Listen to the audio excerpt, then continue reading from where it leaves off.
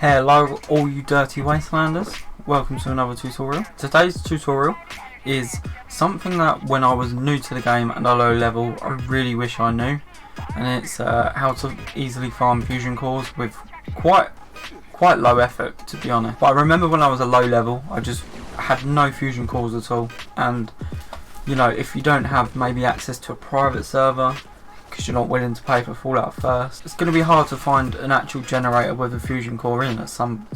If someone's gone around and picked them all up. So you want to head over to Poseidon Energy Workshop. It's in a very low level area of the map and will be available to you pretty much straight away. It's just 10 minutes down the road from Vault 76. So it functions just like any other workshop. You have different ore locations which you can extract from with mineral extractors. I've got a lead deposit at this one, so always take advantage of lead. Special thing about this workshop though is it has a fusion core processor. Now a fusion core processor, when powered up, creates a fully charged fusion core once every 7.5 minutes. It has a capacity of 3 fusion cores, so that means about every 23 minutes or so you need to come back and empty it. But that's a pretty good rate going for a 100 out of 100 charged fusion core. However, this thing takes 100 watts of power to power, which is quite insane really. Just want to note 2 other power plants that you can do this at, which is Menonga, I think that's right, and Thunder Mountain. But because I guess that low levels are going to be watching this, or people that don't know about it, slightly new to the game, I don't really want to send anyone to really high level areas just for some fusion cores. So in my eyes, you've got 2 ways to effectively power this thing up. One, if you've somehow got hold of fusion core generator plans. Not sure how you would have done that if you're new to the game, but you can just slap one of those down if you've got the materials in your zone.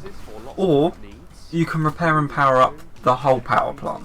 So what you'll need to do is, to trigger this quest, is literally just turn up at the power plant. If it doesn't trigger, it most likely means the power plant has already been repaired and it's still emitting power to the workshop.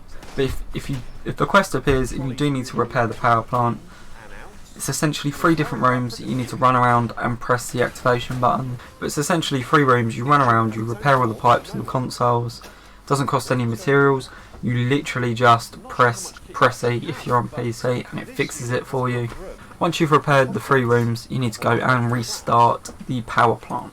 One little room that's got a couple of turrets, which is just a console that you just press restart power, and that's it. The only thing you're going to encounter in here is low level Scorched. Even as a level 112 player, they were still really low level. It didn't spawn them up to my level. So you know if a level 100 has just rolled through, they're not going to be an insane level for you guys. Apparently one of the rewards for repairing the power plant is a fusion core generator plan. Because that's what I got, which is pretty sweet. Surprisingly, you won't need any rad protection at all. You know, it's a rundown nuclear power plant, but Bethesda are just like, no, you go ahead bud, no reds for you today. You know, it's a place that makes sense to have radiation, and literally 1 Rad-X does the trick. It's a bit weird. So once the power plant is fixed, run outside. I don't know why outside is over there. You'll see these boxes on the wall. There's 2 quite close together. Each of them emits 100 power. 100 watts of power each, which is quite insane. So obviously one's going to be fully taken up by the fusion core processor, but then you've got another box with 100 watts in that you can hook all your other random shit up to as well. Just to note, when you do hook the fusion core processor up, conduits are already there, but it won't power it up at first. So all you need to do is move one of the little conduits, just literally move it anywhere and it powers it up. It's really weird. But if you wait 1 minute for that mandatory defend the workshop mission, Bethesda's going to come and uppercut you right in the ballsack. Because you could be level 1 or 2. I think you come out the vault at 2, so it's quite impossible to get there at level 1. Is that right?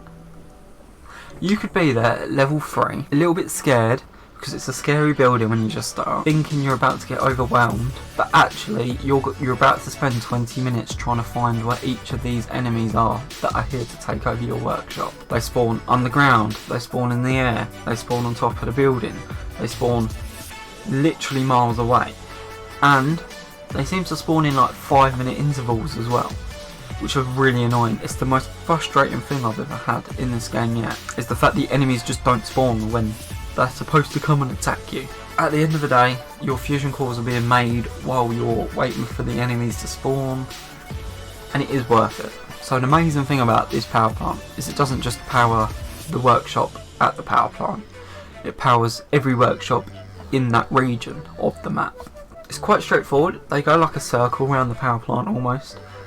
You can see every single one of those workshops will now have a 100-watt power box in it, which is, again, madness. So while you're cooking up your fusion cores, just go around and take over all the workshops. You'll get some less irritating defend missions, and then every 23 minutes just pop back and pick up your 3 fully charged fusion cores. So essentially, instead of wasting your time with actual runs that get you to go to fusion core generators for a chance to get the fusion core, you can now do whatever you want, and this thing will keep pumping out the fusion cores for you. But again, very important, it only holds up to 3, so every 23 minutes you need to go back and empty that thing out.